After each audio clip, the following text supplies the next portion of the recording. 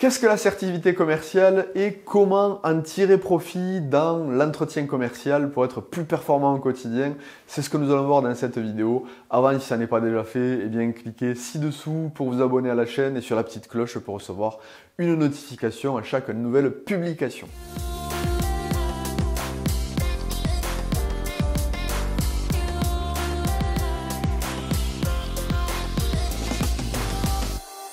Alors l'assertivité commerciale, vous en avez peut-être déjà entendu parler ou pas, c'est un terme assez à la mode aujourd'hui et c'est tout simplement un comportement relationnel au même titre que la passivité, l'agressivité ou encore la manipulation. Donc nous allons voir bien concrètement qu'est-ce que c'est, à quoi ça sert et comment en tirer profit au titre de l'efficacité commerciale. Donc vous avez bien compris au travers les comportements que j'ai cités précédemment bien que la passivité ou l'agressivité ne sont pas forcément les comportements les plus adaptés si l'on cherche à réaliser des ventes et avoir une relation commerciale qui soit efficace, fluide et efficace. Donc, au même titre que la manipulation qui était le troisième que j'ai cité.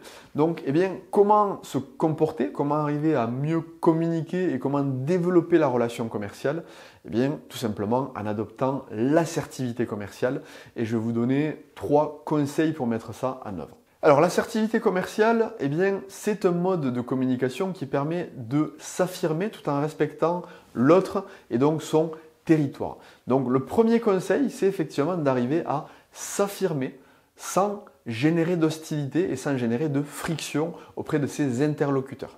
Ça veut dire quoi? Ça passe par tout un tas de comportements et un état d'esprit sous-jacent. C'est effectivement d'être confiant, d'être motivé pour aller prendre contact et générer des opportunités business, bien maîtriser le fond du dossier et la proposition de valeur quant à ce que vous avez à apporter à vos clients, bien maîtriser également le pitch commercial, donc pour faire preuve de leadership et arriver à tout simplement s'affirmer de manière enthousiaste et positive, mais encore une fois sans créer d'hostilité. Ce qui veut dire très rapidement de prendre la température et donc de poser des questions pour savoir quel est le feedback de l'interlocuteur par rapport à la proposition de valeur que vous émettez. Donc plutôt que d'être force de proposition uniquement dans le forcing commercial, et donc de dérouler une présentation qui serait un petit peu un monologue et une surargumentation qui pourrait générer une certaine friction et des hostilités de la part de l'interlocuteur, je vous invite plutôt à être dans l'assertivité commerciale et donc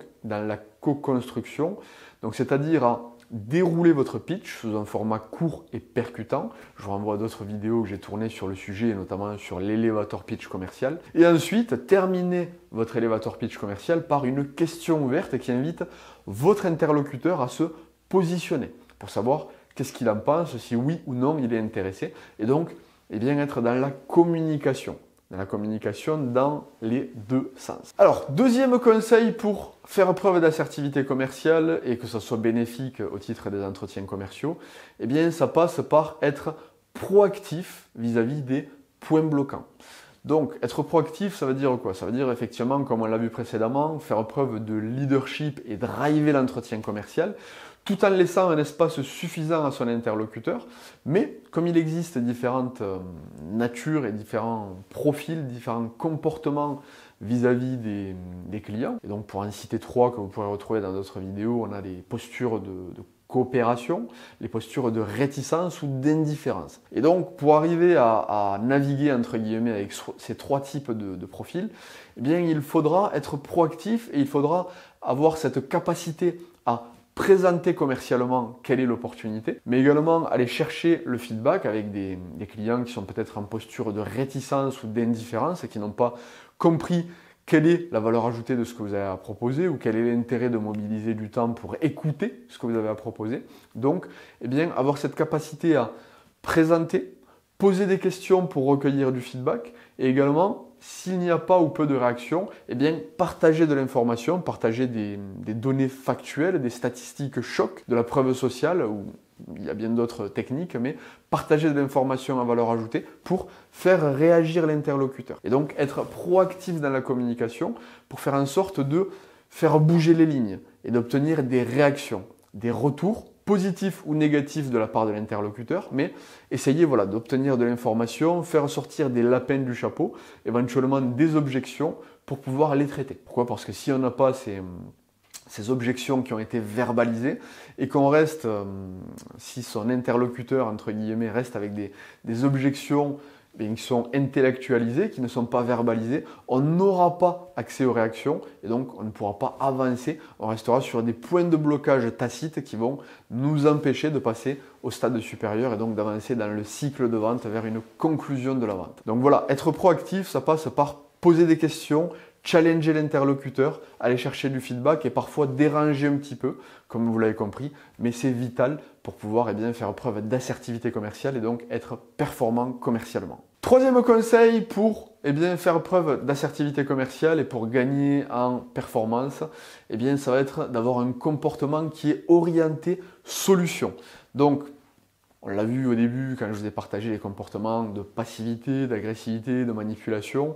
Voilà, l'assertivité, c'est un comportement relationnel qui se différencie parce que ça vous oblige à être orienté solution. On l'a vu avec le point 2, on peut être confronté à des points bloquants, à des objections. Le fait d'être orienté solution vous permettra d'avoir un meilleur jeu de jambes et donc au travers un jeu de questionnement qui va permettre de comprendre, de mieux comprendre la situation, de mieux comprendre son interlocuteur, au travers ce jeu de questionnement, mais également de rebond avec de l'argumentation ciblée sur mesure, ça nous permettra de co-construire et d'adapter véritablement l'offre et la proposition à la demande et aux objections effectivement qui auront pu intervenir dans l'entretien de vente. Ça permettra également de ne pas rester statique et figé et de ne pas baisser les bras au premier échec, au premier refus, parce que malheureusement, ça fait partie de l'acte de vente.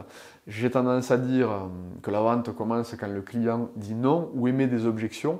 Pourquoi? Parce qu'il faut savoir prendre en considération le contexte et les problématiques de l'interlocuteur pour trouver les meilleures solutions. Donc, travailler un petit peu ce jeu de jambes commercial pour faire en sorte de faire matcher l'offre avec la demande. Donc, cette assertivité, ça passe par la capacité à poser des questions. Dans cette opportunité, qu'est-ce que vous en pensez? Qu'est-ce qui vous permettrait de l'envisager au prisme de votre entreprise? Quels sont les points bloquants que vous entrevoyez à ce stade par rapport à ce que j'ai pu vous présenter sans aller plus loin? Que diriez-vous d'obtenir une démonstration qui vous permettrait de voir quelles sont les possibilités au prisme de l'implémentation dans vos équipes? Ce type de question va permettre de gagner en agilité et donc de démontrer, de faire preuve de leadership commercial tout en laissant la souplesse à l'interlocuteur de faire part de ses contraintes, de son contexte spécifique.